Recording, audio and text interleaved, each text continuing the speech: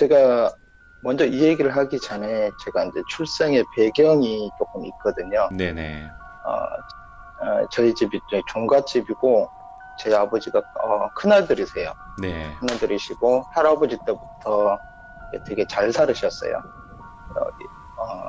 제 아버지가 젊어서부터 사업을 할아버지를 따라 다니다가 일본을 자주 가셨어요. 일본을, 예, 일본을 자주 가셨는데 이제 제 나이가 지금 50대, 40대 후반이거든요. 오, 50 다 예, 예. 들어가거든요. 예, 그런데 제가 태어날 때쯤에 아버지가 제가 뱃속에 있는 상태에서 집을 나가셨어요. 집을 네네. 나가셔가지고 다른 내연녀가 생긴 거죠. 아, 예, 제가 뱃속에 있는 상태에서요. 예. 예, 나가셨는데 제가 태어났을 때는 이제 어머니하고 제 형제들밖에 없었죠. 제가 막내인데. 네네.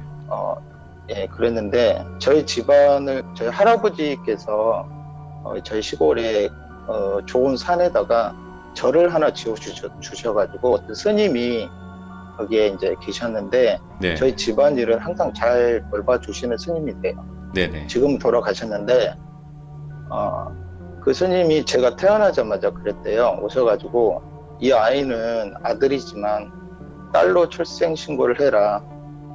제가 태어날 때 예, 목에 탯줄을 감고 태어났대요. 예. 그게 이제 불교의 의미에서는 그게 뭐죠? 염주라고 해야 되나요? 스님들 목에 차고 있는 예. 그런 사주라고 하더라고요. 예, 그리고 예. 어떤 영혼이라든지 그런 것들을 볼 수 있는 사주라서 그거를 막기 위해서는 이 아이가 17살 되기 전까지는 호적을 바꾸지 말고 딸로 두라고 했어요. 네. 그래서 제가 18살에 그걸 이제 남자로 바꿨는데 돈이 꽤 들었죠. 네네. 제가 이제 그렇게 해서 어린 시절에 제 호적에는 여자로 살고 있었어요. 오, 예. 동네에서 시골이다 보니까 뭐 여느 때 애들처럼 평범하게 그냥 산으로 들려 뛰어다니면서 어린 시절을 보내고 있었어요. 네. 근데 어느 순간부터 이제 그 스님이 저한테 그랬었어요. 제 어머니한테 완전히 막지는 못할 것이다. 네. 완전히 막지는 못하지만 그래도 어느 정도 누를 수는 있으니까 잘 봐라 했었어요. 네. 근데 제가 어느 순간부터 어떤 존재를 감지하기 시작을 하게 됐는데 그때가 이제 초등학교 2, 3학년쯤 될 거예요. 예. 동네 친구들하고 좀 전에 제 앞에 얘기하신 그분처럼 저희들도 시골에 뛰어다니다 보면 꼬맹이들이 보통 묘들이라든지 어떤 공동묘지 아니면 뭐 그런 데를 많이 뛰어다니고 놀아요. 아무 꺼리낌 없이. 저희들도 그렇게 놀았었어요. 그리고 그때가 모내기철이었어요. 여자애들, 남자애들 6명이서 우르르 몰려다니면서 모내기를 하고 있는 반 옆에가 공동묘지가 있었어요. 예.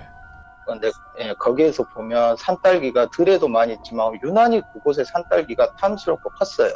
맛도 그래서 있고. 애들이 되게 맛있고 그러다 보니까 친구들이 거기를 가기는 꺼림직하지만 그래도 제가 친구들 중에서는 조금 리더격 이렇게 끌고 다니다 보니까 야 가자.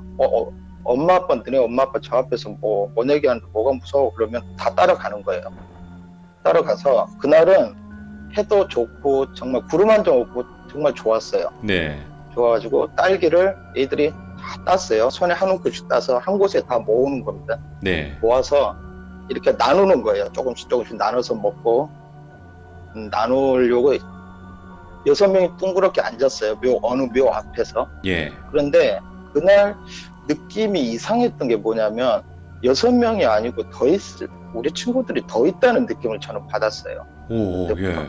뭔가 느낌이 조금 뭐가 안 좋다라는 느낌도 아니고 나쁜 건 아닌데 사람은 더 있다라는 느낌을 했었어요. 그래서 네. 이제 그 산딸기를 모아서 하나씩 손에다 쥐어주는데 제가 6명이니까 하나 주면 제가 마지막에 손을 잡잖아요. 네. 근데 6명한테 제가 나눠주고 있는 거예요. 그럼 저 포함 7명이잖아요. 예. 그러니까 손이 하나 더 와 있었어요. 오, 예. 근데 그걸 인식을 못하고 하나 이렇게 나눠주는데 친구들은 그걸 전혀 인지를 못했어요. 예. 근데 저하고 그 친구들 중에서 제일 백부라는 친구가 있는데 그 친구가 저한테 그러는 거예요. 예. 야, 왜 딸기를 땅바닥에 버려? 저한테 그러는 거예요. 오, 예. 무슨 소리야? 나누고 있는데. 그러니까 너 계속 땅바닥에 버리잖아. 그러는 거예요. 그래가지고 그때 제가 깜짝 놀래가지고 옆에를 바로 봤어요. 예. 맨 마지막에 나눠줬을 손을 보니까 그 손이 유난히 그 뭐죠? 시골에서 애들 놀다 보면 꼬질꼬질 하잖아요. 아, 꼬질꼬질한데 깨지지하지. 그 손은 깨재재한 게 아니고 피부색이 뭐라고 해야 되지? 검은색으로 점점 변해가고 있는 색깔 있잖아요. 예. 손톱도 까맣고 검은색이고 뭐 흙놀이 하면 예.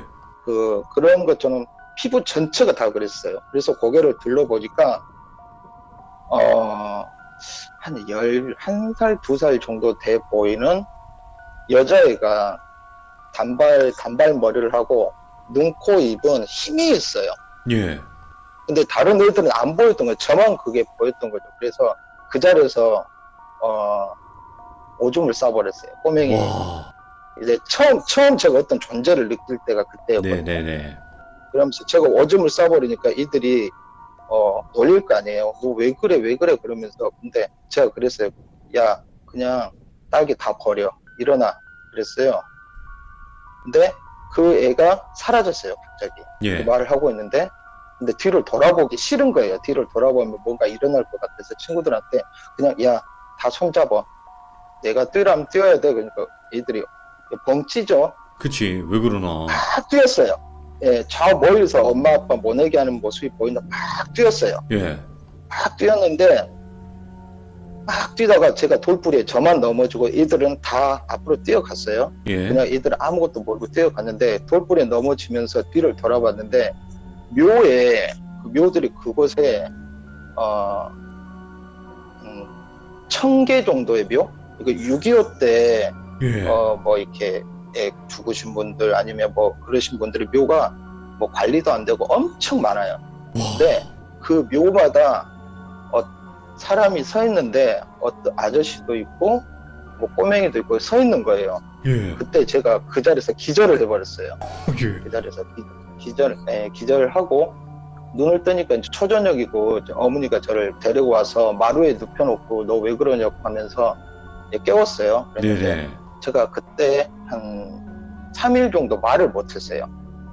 뭐 학교도 못 가고 말을 못하고 이러고 있다가 제 어머니가 그러더라고요. 너 뭐가 보여? 뭐가 보여? 그러는 거예요. 그러니까 이거를 말하면 안 될 것 같다는 어린 마음에 아니 하면서 고개만 돌렸어요. 말을 네. 못하고 너 뭐 보이면 꼭 얘기해야 돼? 그랬어요. 그리고 나서 그 후로 제가 무언가 존재들을 느끼기 시작해요. 주변에. 예, 쉽게 말해서 운동의 날 시골에서 운동회 하면 막 이렇게 하잖아요. 네. 그러면 달리기를 하면 6명이서 달리면 뭐 4명이서 달리면 꼭 하나씩 더 끼는 거예요. 그런 어떤 그런 존재감들을 느끼기 시작을 했었어요. 예. 그런데 이제 저의 집안의 어떤 비극의 시작이라고 해야 되나? 그 시발점이 제가 중학교 1학년 때였어요. 네. 쭉 그걸 보면서 느끼면서 크다가 제 형이 있거든요. 저하고 2살 차이 형. 네네. 저 형이 있는데 형하고 그날 가을이었어요. 가을 밤이었고 한 추석이 지났으니까 10월쯤 됐을 겁니다. 그 안방에서 저희 집에서 엄마하고 저하고 형하고 같이 저녁을 먹고 있었습니다. 집 구조가 저렇게 생겼는데 안방이라는 곳에서 그러니까 집은 되게 큰데 형하고 저밖에 없다 보니까 자식이 없다 보니까 엄마는 방에 있었어요. 네. 3명만 방에서 있고 나머지는 다 불을 꺼놓고 뭐 그랬었는데 이제 가을 되니까 해가 좀 일찍 떨어지잖아요. 네네. 일찍 떨어지는데 밥상을 차려서 형하고 엄마하고 저하고 이렇게 밥을 먹으려고 했는데 엄마가 저한테 그러는 거야. 국자를 안 가져왔다. 그러는 거예요. 그러니까 나보고 막둥아 국자 좀 가져와라 그러더라고요. 네. 그래서 안방하고 전 부엌 1이라고 있는데 그쪽으로 제가 마루를 통해서 내려갔어요. 네. 신발을 신고 부엌에 가서 복자를 들고 마루 앞에 섰어요. 다시 신발을 벗으려고 섰는데 저 왼쪽에 보면 위쪽에 보면 부엌이라고 써져 있는 곳 예, 있잖아요. 예. 예, 거기가 창고방하고 방 사이에 그냥 빈 공간이에요. 뭐 네. 이것저것 쌓아놓고 마루 끝이죠. 마루 끝인데 안방에 불은 켜놨기 때문에 그래도 그 마루까지는 불이 좀 비추는데 그쪽은 굉장히 어두워요. 원래 예. 낮에도 거기가 어둡고 저희 집이 원래 일본 그 군인들이 왔다가 한국 그 기와집을 일본식으로 좀 바꿨대요. 예전에 그 집을 다시 우리가 사서 들어간 거거든요. 예. 그래서 일본식 비슷하게 돼 있어요. 어떤 구조나 어떤 그런 건축물들이.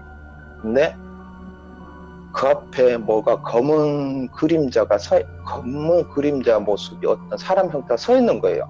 근데 예. 제가 안방을 보고 있는데 옆눈 왼쪽으로 살짝 봤거든요. 살짝 뭔가 느껴져서 봤더니 그 자리에서 제가 멎어버렸어요. 예. 근데 뭐 때문에 제가 숨이 막힐 정도로 멎어버렸냐면 머리가 어깨까지 내려오고 머리가 산발이 됐었어요. 근데 이제 예. 어깨 정도 되고 눈이 없어요. 그러니까 그리고 코도 구멍밖에 없고 아래 턱이 없는 거예요. 예. 윈 이빨은 조금 보이고. 그러니까 시신이 어느 정도 시간이 되면 좀 부패된 것처럼 예. 반 부패 정도 그 정도로 된 모습이 얼굴은 그렇게 생겼는데 목이 정말 길어요. 얼마나 기냐면 예. 한 1m 정도? 몸까지 목하고 머리하고 몸통까지 길이가 1m 정도 됐을 거예요. 길어요. 우와. 가늘고요. 예. 가늘고 근데 옷은 어떻게 입었냐면 한국 옷은 아니에요.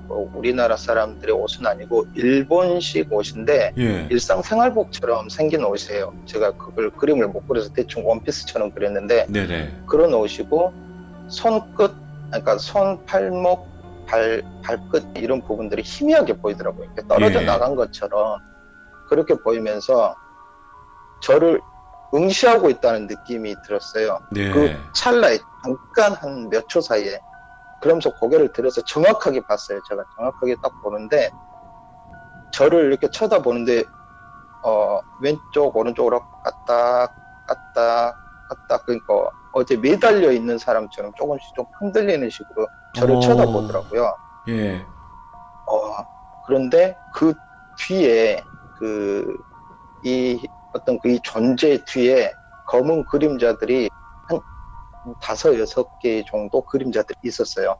그리고 나서 제가 안 들어오니까 엄마가 방문을 열었어요. 네. 뭐하냐 그러니까 제가 저쪽 방을 쳐다보면서 눈물을 흘리고 있더래요. 네. 눈물을 흘리고 있어서 갑자기 형이 저한테 하는 말이 소리를 지르면서 욕을 했어요. 야, 그냥 들어와 그러는 거예요. 네. 그러면서 엄마가 저를 끌고 들어갔어요. 안방으로 들어가서 제가 바로 또 엎어져서 이제 거의 기절하다시피 예. 정신은 있지만 벌벌 떨었어요. 그러면서 엄마가 저한테 그러는 거예요. 뭐가 보이냐 그러더라고요. 봤냐? 뭐가 보이냐? 이제 그러길래 제가 그랬어요. 여자가 서 있는데 목이 길어. 근데 무서워. 너무 무서운데 슬프기도 해 그랬어요. 제가 엄마한테.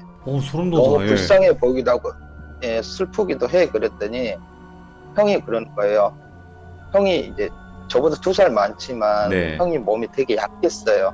약해가지고 몸도 조금 왜소하고 그러는데 제가 그렇게 벌벌 떠니까 형이 갑자기 놀래가지고 경기를 일으킬 정도로 이제 막 놀래는 거예요. 제가 너무 무서워하니까. 형은 무서우면 욕을 하거든요. 지금도 이제 뭐 그러는데 무서우면 네. 이제 욕을 하는데 욕을 막 하면서 진짜 그 간질 환자처럼 누운 거예요. 저 어머니가 저를 보다가 형을 보다가 이제 답이 안 나오는 거죠. 그치. 그러다가 제가 정신을 차리고 형도 어느 정도 안정이 되니까 저 어머니가 그러더라. 밥상을 밀더니 물을 둘 다 마시게 하고 마시고 나서 형하고 저한테 그러더라고요. 지금 엄마가 갔다 올 테니까 절에 갔다 올 테니까 그때 당시에 뭐 핸드폰이 있었던 것도 아니고 네. 그러다 보니까 엄마가 직접 갔다 올 테니까 너네들 이 방에서 나오지 마. 그리고 절대 누가 불러도 대답도 하지 마. 아하. 우리가 올 때까지 문도 열어주지 마. 대문도 열어주지 마. 아무것도 열어주지 마. 그러더라고요. 그랬는데 그러니까 어머니는 뭔가를 준비해 놓은 사람처럼 행동을 했어요. 지금 이게 올 줄 알았다. 생각을 해보면, 네, 뭔가 올 줄 알았다는 그거를 하고 방 문 앞에다가 쌀을 뿌려놓고 그 다음에 방에서 뭔가를 꺼내 잎사귀 같은 걸 막 뿌렸어요. 뿌려놓고 어디 나오지 마, 절대 대답하지 마 그랬어요. 근데 이제 저희 시골에서의 특징인지 모르겠지만 어려서부터 밤에 문 밖에서 누가 부르면 3번 이상 부를 때까지 대답을 하지 말라고 해요. 헛개비가 이렇게 부르는 거다. 네. 그런 게 있었는데 엄마가 갔다 오면 한 40분 정도 될 거니까 1시간 안 걸릴 거니까 그냥 있어라고 했어요. 네. 했는데 형하고 저하고 이제 부둥 껴안고 벌벌 떨고 있었어요. 엄마 올 때까지. 엄마 올 때가 있는데 엄마가 나가고 나서 한 10분 정도 있는데 뭐라고 소리가 밖에서 들리냐면요. 네. 헉, 헉, 헉 이러는 거예요. 오, 뭐야. 헉, 헉. 숨 막히는 사람들 어떤 그 숨 막힐 때 예. 헉, 한 그런 소리가 계속 들리는 거예요. 근데 형도 그게 들리고 저도 들리는 거예요. 같이. 근데 예, 동시에 같이 들어요. 근데 헉헉헉헉 하더니 하는 말이 뭐라 그러냐면 옥하상 헉헉헉헉 옥하상 이러는 거예요. 오, 예. 그래서 헉헉헉 옥하상 그러더니 열어줘 목소리를 깔더니 열어줘 봐. 나 열어줘 들어갈게 열어줘 그러는데 형하고 저하고 이제 극도의 공포가 오니까 문을 나가고 싶은 거예요. 와, 미쳤다, 진짜. 문을 이거. 나가고 싶은데 예 그러다가 TV를 켰어요. TV를 켜고 소리를 낼 수 있는 건 다 켜고 우리가 할 수 있는 거는 방에서 최대한 소리를 내면서 저 소리를 안 듣고 싶은 거예요. 예. 근데 시골 문이라는 게 방문이라는 게 마루하고 연결된 문이라는 게 그 창호지 문 있잖아요. 맞아요. 제가 이제 나이가 있다 보니까 그 창호지 문이 뭐 이렇게 깔끔하게 다 붙어 있을 수도 있지만 우리들이 장난치면서 구멍도 내고 뭐 이렇게 하다 보면 구멍도 나고 그래요. 네. 근데 그 구멍 그 사이로 밖에 모습이 보이는 거예요. 네. 형은 그걸 못 보겠다 고개를 숙이고 있고 무서워서. 근데 제가 한편으로는 좀 그런 면에서는 무서워도 하지만 겁은 좀 나지만 그래도 뭔가는 보고 싶은 거예요. 그래서 네. 그 문틈 사이로 가까이 가면 뭔가 튀어나올 것 같아서 멀찍이 한 1m 정도 사이를 두고 쳐다봤어요. 쳐다봤는데 분명히 밖에 사람이 서 있는 걸 맞아요. 마루 네. 위에. 마루 위에 사람이 서 있는데 사람이 서 있으면 머리는 위에 있는 게 당연하죠. 네. 근데 문틈으로 보고 있는데 몸은 그대로 있는데 머리만 쓱 내려오는 거예요. 목이 길다고 했잖아요. 오, 예. 그 저하고 눈이 딱 마주쳤어요. 와, 대박이다, 그러면서 하는 말이 가사 이러는 거예요. 지금도 우와. 이때 생각하면 소름이 드는데 제가 그때 뒤로 물러나면서 밥상을 엎고 이제 그 그릇을 깨지면서 손을 댔어요. 지금도 그 흉포가 있는데 우와. 댔어요. 그 형은 소리 지르고 난리가 났죠. 그러면서 괜찮아 형 괜찮아 문만 안 열리면 돼 문만 안 열리면 되는데 이상하게 문은 못 들어오더라고요. 오, 예. 그러면서 그렇게 계속 밖에서 그런 소리가 계속 들리다가 어느 순간에 조용해졌어요. 근데 예. 시골 분들은 아실 거예요. 가을날 10월 달쯤 되면 시골에서는 풀벌레 소리가 귀뚜라미 소리가 굉장히 많이 나요. 예. 근데 귀뚜라미 소리도 안 나요. 완전히 정적 상태 있잖아요. 예. 완전히 정적 상태. 암실에 있는 것처럼 아무 소리가 안 나고 심지어 형이 옆에 있는 그 숨소리만 들리는 거예요. 근데 저희 집은 고양이도 키우고요. 개도 키우고 돼지도 키우고 닭도 키워서 무슨 뭐 낌새만 있으면 개도 짖고 우리 집 개가 짖으면 앞집 개가 짖고 옆집 동네 개가 밤에 한밤중에 다 짖고 난리 나요. 예. 원래 그래요. 시골이라는 동네가. 근데 동네 자체가 완전 고요한 거예요. 지금 들리는 거는 제가 밥상을 엎으면서 콘센트를 건드려가지고 TV도 꺼졌단 말이에요. 형하고 숨소리밖에 네네. 안 나요. 근데 저한테 밖에서 그러더라고요. 봉다리야, 엄마 왔어? 그러는 거예요. 오. 봉다리야, 엄마 왔어? 그러는데 형이 엄마 하고 문을 열 뻔했어요. 예. 형을 붙잡았어요. 하지 말라고. 방문 열고 들을 때까지 하지 말라고. 그래가지고 그때 제가 형을 맞고 나니까 또 조용한 거예요. 예. 근데 저희 집 개가 강아지가 개 큰 개인데 마루 밑에서 항상 잠을 자요. 근데 개의 이름이 호크였어요. 호크. 호크요? 예, 호크. 아, 호쿠. 그때 당시에 TV 프로에 뭐 블랙호크라는 어떤 외국 프로가 있었어요. 아, 독수리. 오. 예. 제가 이제 멋있게 짓는다고 호크라고 짓는데 예. 개를 의지할 사람이 없다 보니까 호크야 그러고 하니까 개라도 짖으면 괜찮지 싶었어요. 예. 근데 걔가 짖지는 않고 끙끙대는 거 있잖아요. 낑낑 이러면서. 아니요. 그 깽깽은 아니고 끙끙대는 게 있어요. 꽁 하면서 끙끙대고. 예. 예. 그 소리만 들리는 거예요. 그러면서 이제 버텼어요. 도저히 안 되겠다. 이거 버틸 수밖에 없다. 그때 생각은 그랬어요. 제가 중학교 1학년인데 정말 무섭지만 버텨야 되는 생각밖에 안 들었어요. 그러더니 네. 어느 순간 갑자기 동네 개들이 짖고 난리 났어요. 짖고 나고 대문 열리는 소리가 들리고 그래도 안 나갔어요. 근데 엄마가 문을 열고 이제 그 스님이 안 계셨어요. 그날 스님이 안 계셔가지고 다른 스님 같이 온 스님이 있었어요. 그 주지 스님이 아니고 그 밑에서 이제 뭐 하시는 그 스님하고 같이 오셨더라고요. 그 다음에 보살님 여자분 한 분하고 헐레벌떡 뛰어와가지고 방문을 열었어요. 열고 저를 이제 어머니 말로는 그래요. 저희들이 온갖 오물을 방에 있는 그 음식을 다 뒤집어 쓰고 콧물 눈물 짜면서 곧 죽어갈 사람처럼 보였대요. 이야. 네.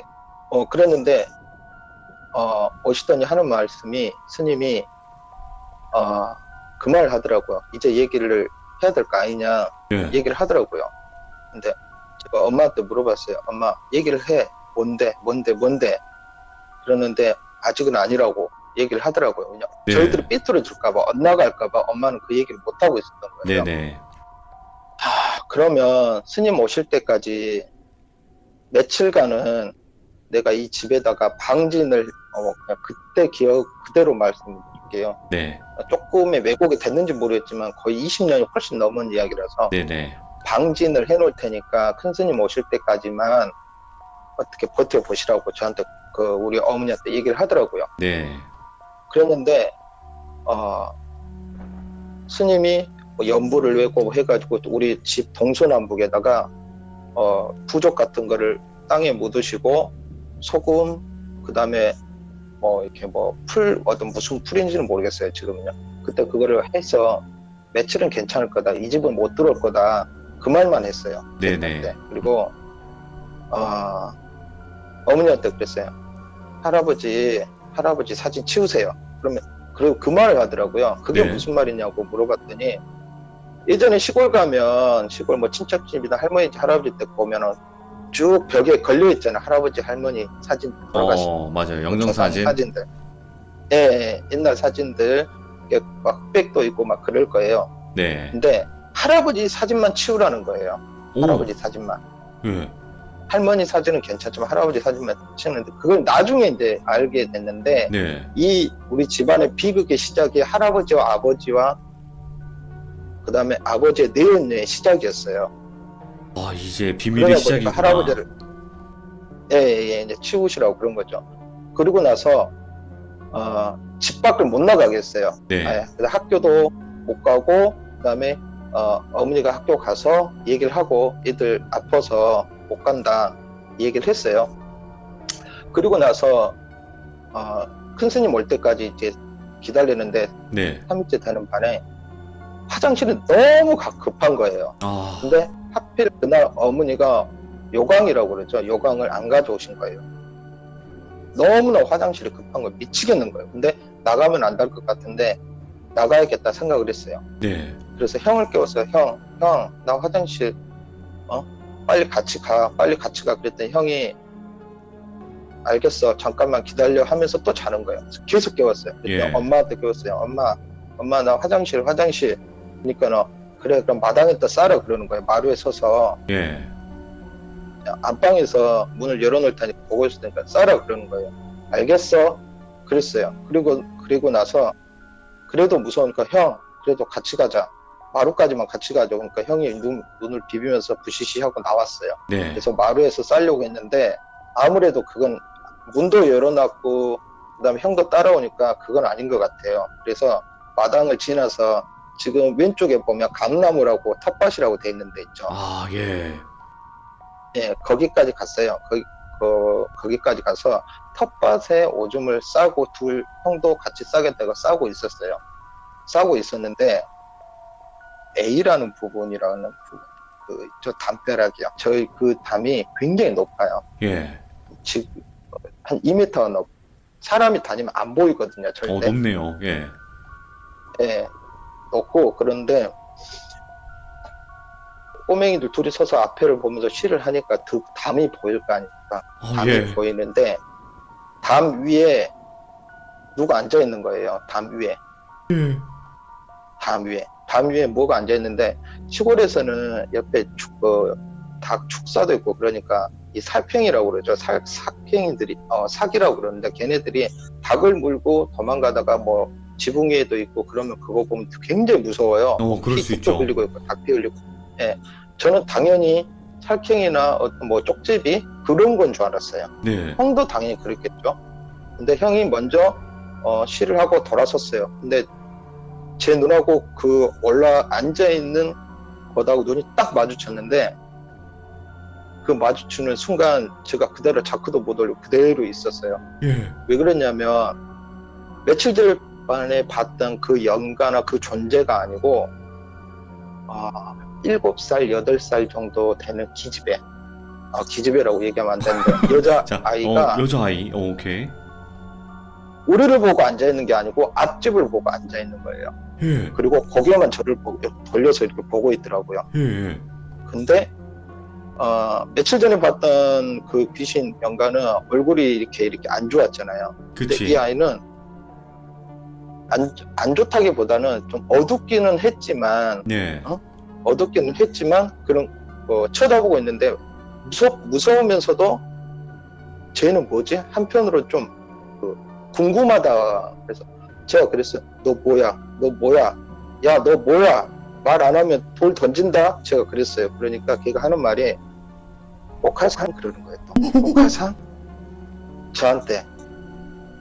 형은 제가 소리를 지르니까 큰 방으로 뛰어가고 저도 고개를 돌리면서 안방으로 뛰어가는데 뒤에서 뭔가 나를 잡을 것 같은 거예요. 우와, 근데 한편으로 지금 우리 집에 동서남북으로 그 스님이 해놓고 갔잖아요. 예. 방진이라는 것을 해놓고 갔기 때문에 집에는 못 들어올 것이라고 생각을 하고 예. 그래도 너무 무서워 뛰어가다가 마루를 제가 밟는 순간 마루가 부서질 정도로 무섭게 뛰어 올라갔어요. 예.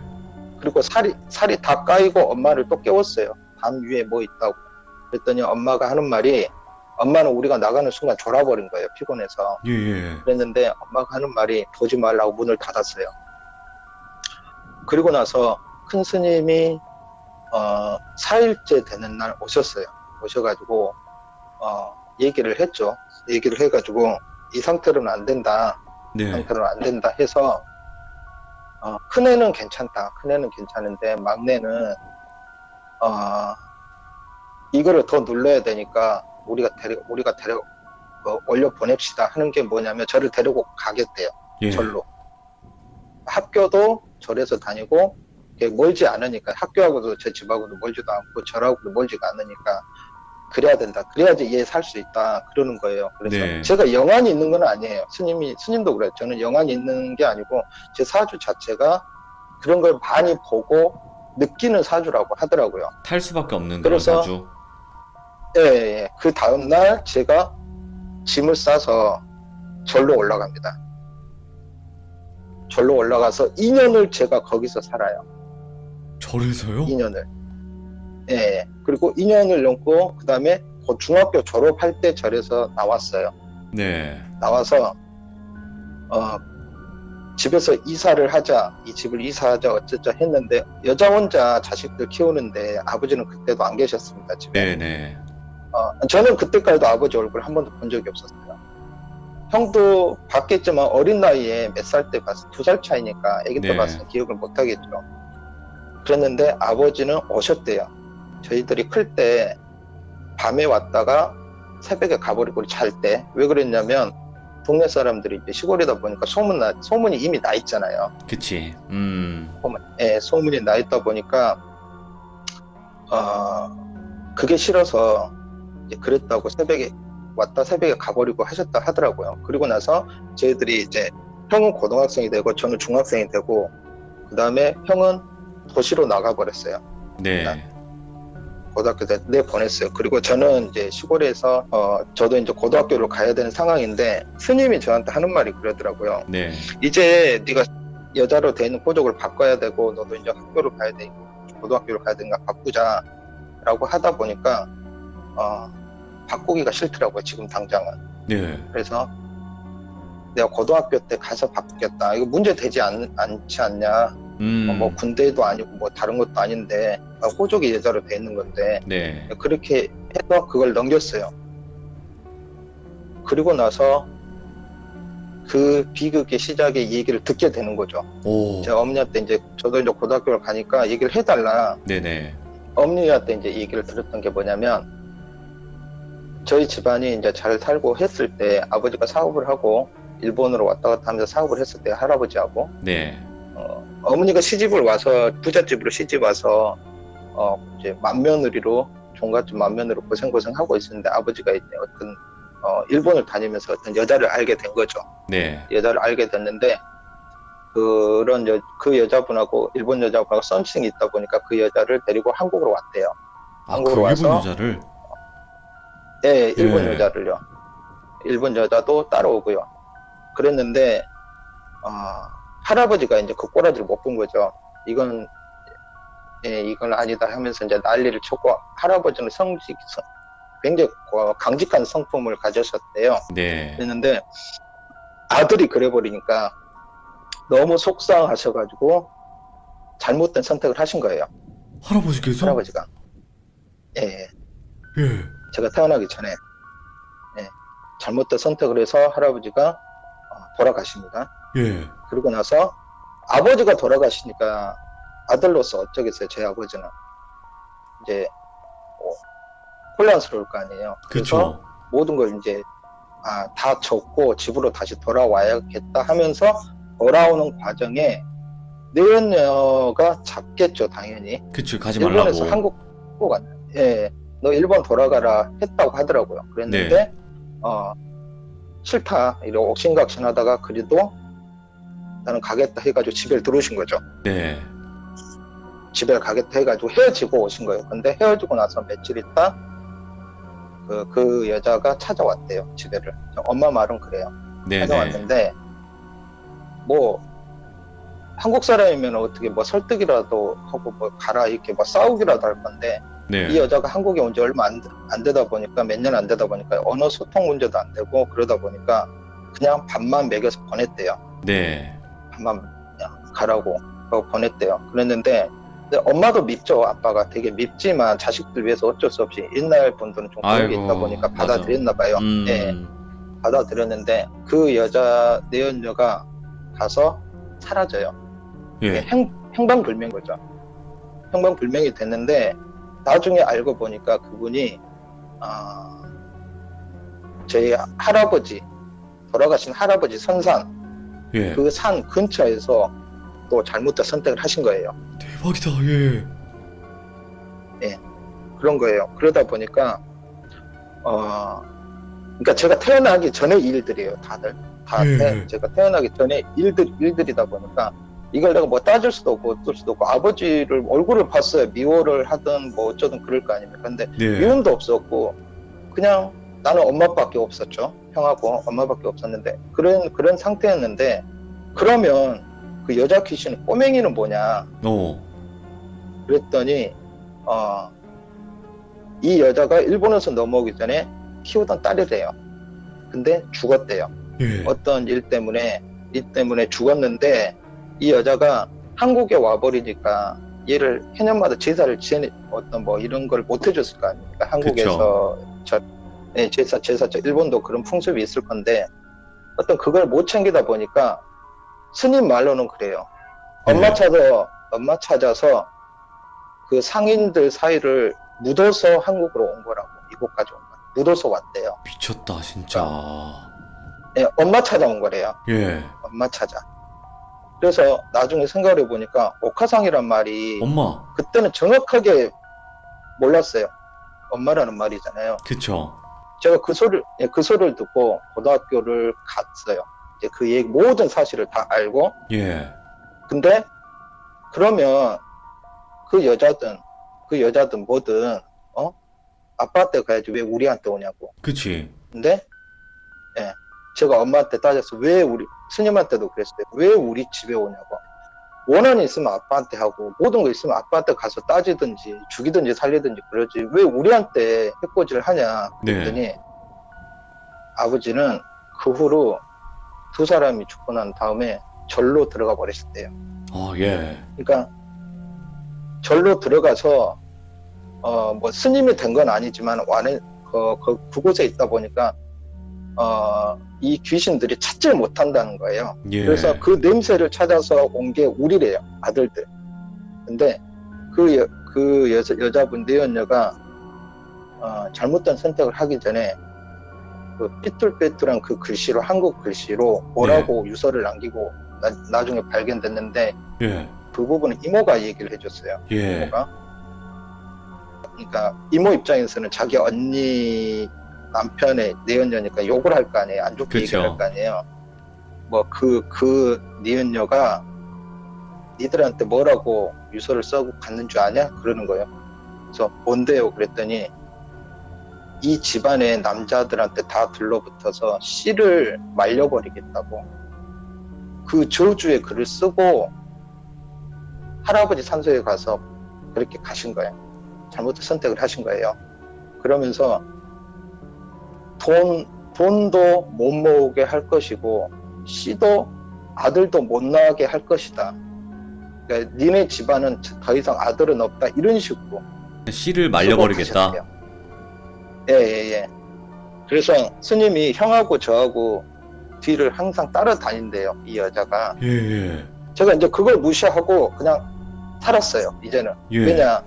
이제는 내 누나는 나타나면 따지고 싶었어요. 니도 잘못 아니냐. 유부남이가 알고 만났으니까 어쩌고저쩌고 했는데 나중에 알고 봤더니 그거는 속였더라고요. 제 아버지께서. 네. 그러다 보니까 뭐 그 여자가 어떻게 보면 피해자죠. 그러니까 불쌍하기도 제가 하네요. 제가 어렸을 때부터 어디를 가거나 동네에 놀러 가면 또 어디 동네마다 어떤 점집이 있잖아요. 네. 그런데 지나가다 보면 점집에 있는 그 점쟁이가 우리는 그냥 길을 가고 있었는데 점집에 있는 사람이 뛰쳐나와가지고 나를 불러요. 예. 야 봉다리야 이렇게 야 꼬마야 이러고 불러요. 그러면 왜요? 그러면 너 참 무겁게 산다 그러는 거예요. 왜 뭐가요? 너 크면 알겠지만 너 등에 두 사람이 들러붙어 있어. 너 진짜 무거워 지금. 그런 얘기를 많이 들었고 너 업이 참 많다. 너네 집 식구들 남자들이 저 업보가 많아서 어떡하냐. 근데 그랬어요. 근데 저희들 몰래 어머니는 항상 절에 가서 그 업보를 어떻게 씻어보려고 노력을 했지만 네. 진짜 원인은 아버지한테 있다 보니까 이게 해소가 안 되는 거예요.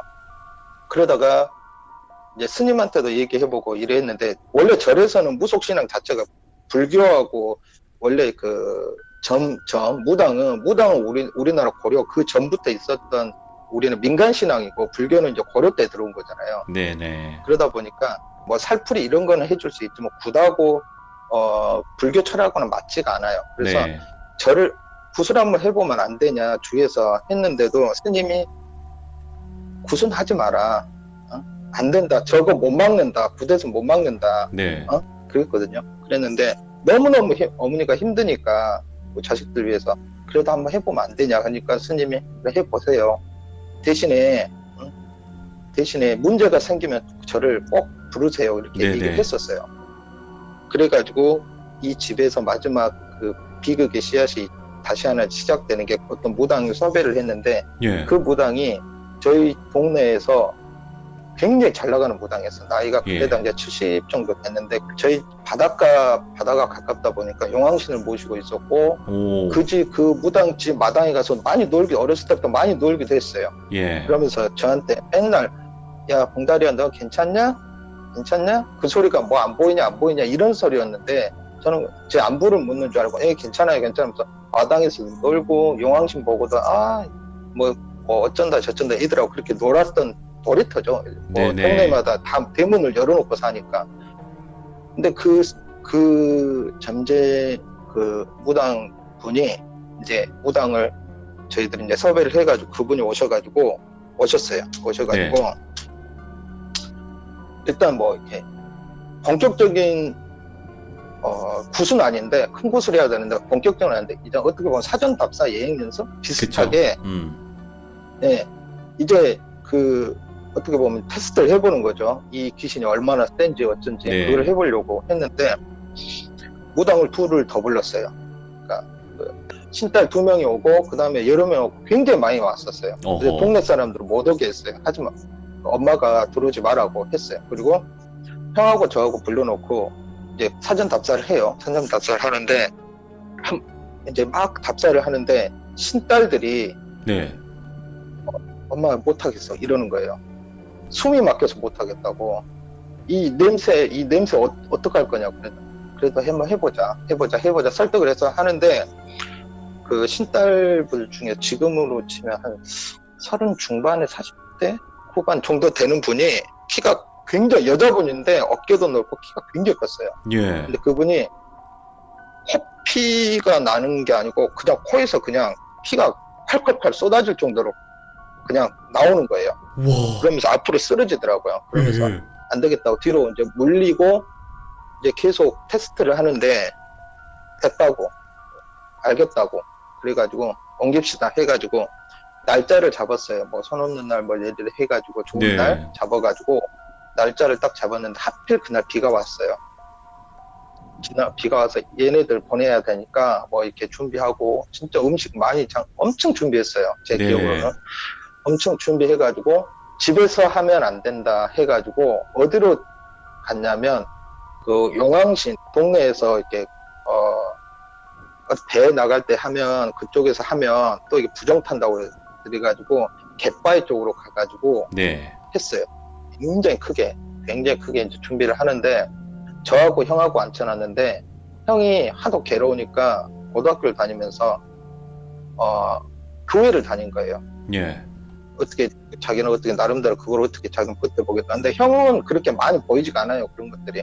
단지 일이 잘 안 되고 뭐 이럴 뿐이지. 근데 아들들 2명한테 해줘야 되니까 이제 그렇게 형을 고집 피우는 거 설득을 해서 갔어요. 그러면서 그날 굿이 한 6시간 정도 했어요. 6시간 네. 정도. 모두 다 지치죠. 저도 지치고 난리가 났었는데 저는 그때 그 대나무를 왜 그렇게 흔들리고 그러는지 저는 처음에 이해를 못했어요. 아, 그 무당이 손잡고 딱 흔드는 거? 네, 아니 근데 나중에는 이게 손으로 잡고 흔들면 네. 어떻게 보면 사기죠. 근데 그 몇 개를 꽂았어요. 바위틈에다가 꽂고 굿을 하는데 그날 비가 부슬부슬 왔다고 했잖아요. 추우니까 불을 피우고 부슬부슬 비가 오는데 민간신앙에서 보면 하늘에서 어떤 신이 내려올 때 대나무를 타고 내려온다고 그래요. 네네. 그래서 어떤 망자를 부를 때 뭐 할 때 대나무를 같이 이렇게 하는 게 그래서 대나무라고 그러는데 그날 대나무가 몇 개를 꽂았는데 그 대나무가 다 쪼개져 버린 거예요. 어요? 그 자리에서 예. 다 쪼개져 버리고 그 무당분이 70이 넘으셨는데 진짜 피토하고 진짜 난리 났었어요. 와. 그래서 시딸이 더 이상 여기서 하면 우리 엄마 죽으니까 여기서 그만하자는데 그 무당분이 끝까지 지금 질러놓은 거 지금 멈추면 안 된다. 더 우리가 당한다 했는데 결국 끝을 못 냈어요. 네. 그리고 마저 해야 된다 해가지고 세 번째까지 했지만 그것도 못했어요. 그리고 그 마지막 구슬하고 그분이 그 무당분이 어느 날 갑자기 그냥 마당에서 그냥 심장마비로 돌아가셨어요. 마당에서. 와. 사인은 심장마비라고 하는데 예. 온 몸이 짐승한테 뜯긴 것처럼 손으로 긁거나 뜯긴 것처럼 그렇게 보일 정도로 온 몸이 피멍이 들어있었어요. 그리고 그 용왕씨 모시고 있는 그 방이 다 뒤집어져 있고, 예. 그 용왕이 거꾸로 돼 그러니까 앉아서 이렇게 있어야 되는데 이게 거꾸로 돼 있는 거예요. 미쳤다 또 거꾸로 진짜. 세우기도 힘들 건데 그렇게 돼 있고 집안이 난리가 났었어요. 그 집안이. 근데 그 무당의 손자가 저한테 1년 후배거든요. 예. 그 1년 후배인데 그 친구가 저한테 그러더라고요. 네가 우리 할머니 죽였다고. 너네 집안이 우리 할머니 죽였다고. 원망이 오죠. 그치. 그게 나중에 알고 봤더니 잘못 건드린 거예요.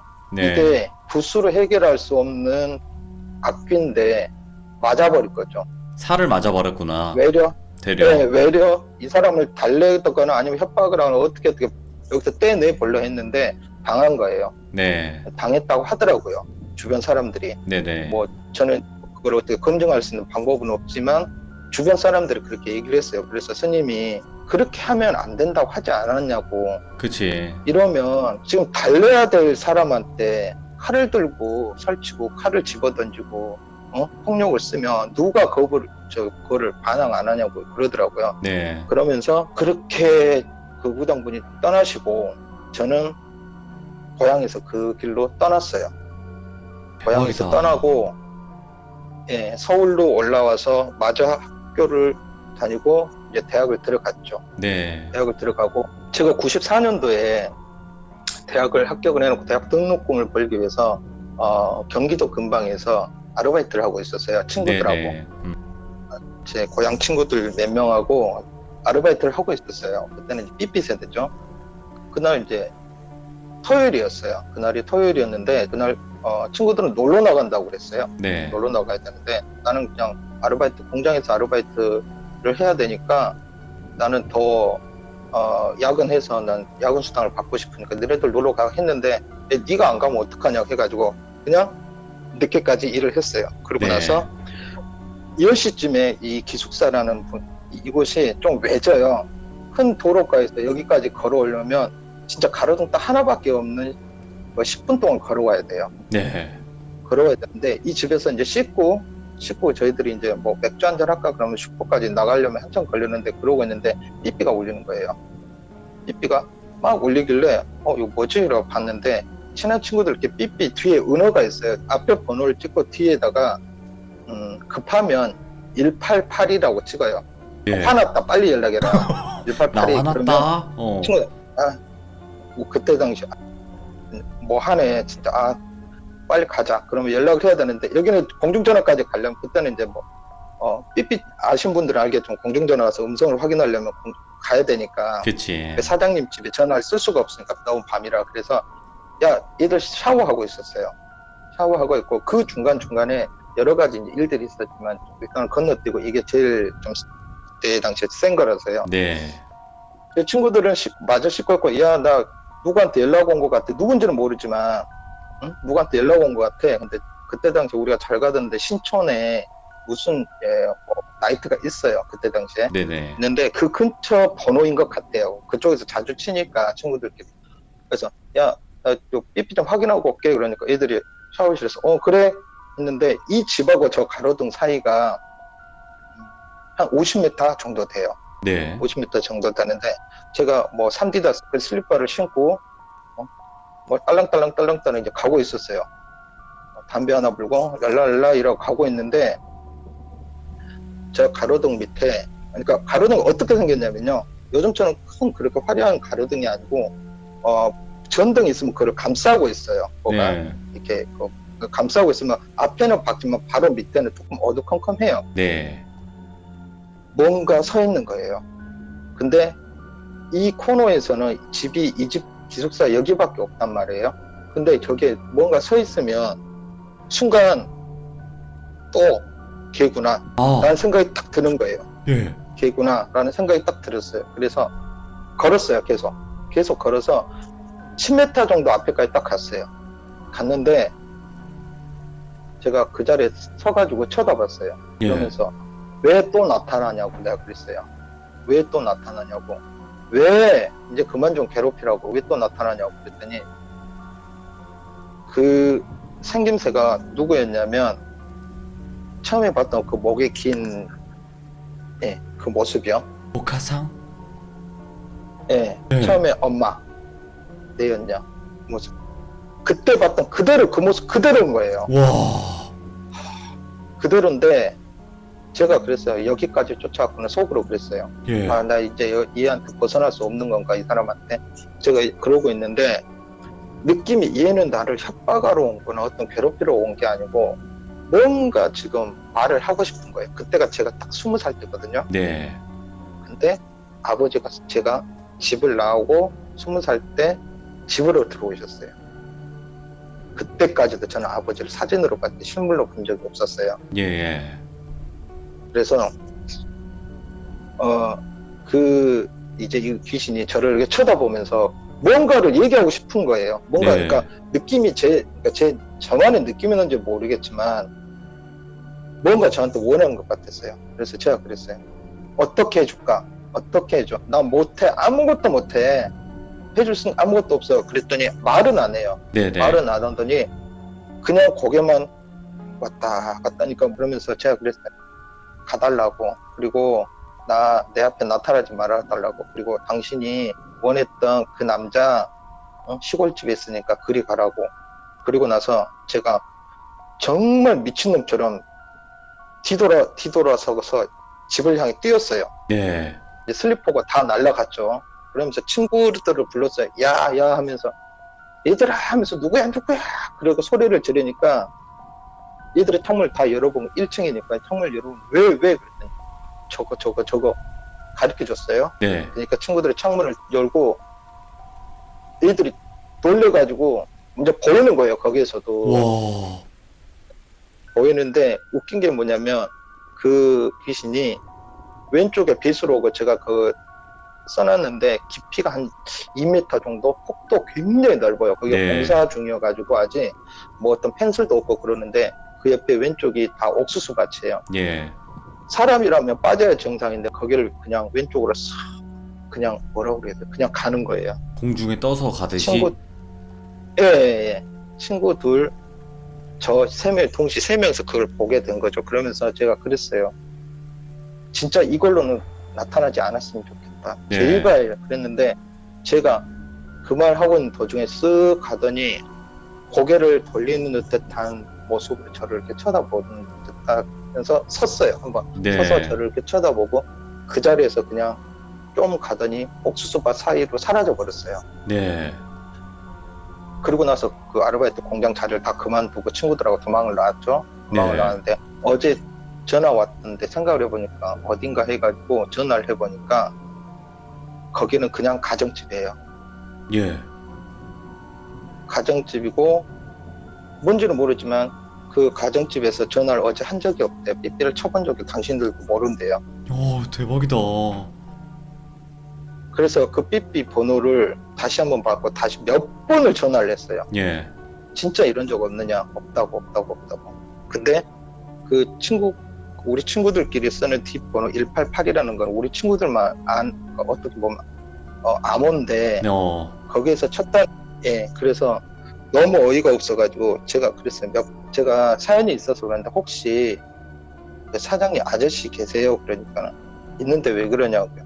그 직업이 혹시 저기 하시는 건지 제가 물어볼 수 있었는데 굉장히 불쾌하더라고요. 네. 제가 사연이 있어서 그럽니다. 그랬더니 이런 전화 당신 말고도 1년에 몇 번씩 온다고 그러는 거예요. 그랬더니 그분 아저씨가 장의사예요. 네. 장의사 일을 하신다고 그러더라고요. 근데 지금 생각을 해보면 저를 밖으로 나오기 하기 위해서 어떤 그런 저기가 아니었나 싶기도 해요. 그러네요. 그리고 한 가지 더 말씀드릴 수 있는 네네. 게 그 여자 뜻대로 됐어요. 형은 결혼을 못 했고요. 예. 저는 딸만 낳았어요. 아들 못 낳았어요. 저희 종갓집이어서 예. 저기 해야 되는데 그러니까. 형은 불임이에요. 예. 형은 불임이고 저는 딸밖에 못 낳았어요. 그리고 저도 딸 놓고 나서 더 나면은 뭐 아들 낳을 수도 있겠지만 정말 대를 이을 수 있는 핏줄은 끊겼어요. 저희 집에서는 이제 더 이상. 예. 네. 그리고 뭐 이게 첫째 딸은 괜찮은데 둘째 딸이 태어나고 나서 허공에서 뭔가를 뭐 이렇게 보고 그랬던 얘기는 다음에 또 기회가 되면 또 해드릴게요. 아니, 봉다리님, 잠깐만. 일단은 다음번에 네. 해주실 이야기도 어쨌든 다른 별개의 에피소드인 거죠? 제가 이걸 보게 되면서 네네. 군대에서나 아니면 이렇게 제가 교통사고로 6개월간 병원에 입원했던 것도 이 영가 때문에 그렇게 된 거거든요. 제가 그 교통사고를 났을 때 전혀 사고 날 수도 없는 사이인 그 도로에서 이 여자가 나타나고 나서 정말 어이없게 눈 뜨고 제가 가서 때려고 갔어요. 차를. 제가 20살에 면허를 따서 지금까지 무사고였거든요. 예. 그런 일도 있었습니다. 그런 뭐 이렇게 그때 스님이 돌아가셨는데 그때 스님이 돌아가시면서 그래도 조금씩 너한테 멀어질 거다. 네 아버지가 짊어져야 될 업보다 보니까 조금씩 멀어질 거다. 그러더라고요.